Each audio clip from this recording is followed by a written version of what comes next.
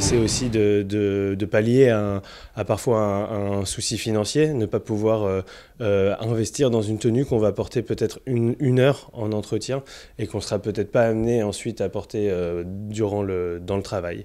C'est aussi la méconnaissance des codes de l'entreprise qui est assez flagrant, pas que chez les jeunes, hein, chez tout le monde, mais bien sûr en priorité chez les jeunes.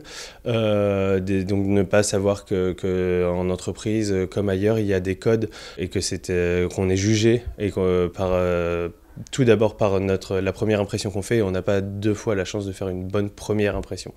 Donc c'est ce frein principal-là qu'on lève. Pourquoi la cravate solidaire?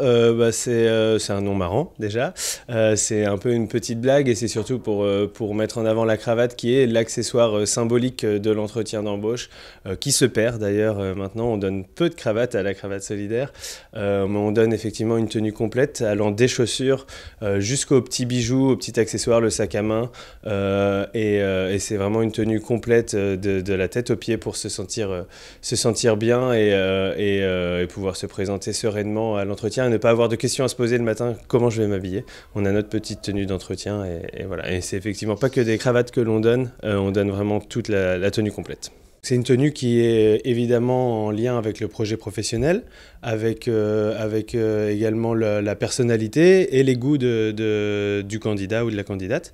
Le but est qu'ils se sentent à l'aise dans cette tenue et que ce ne soit pas un déguisement.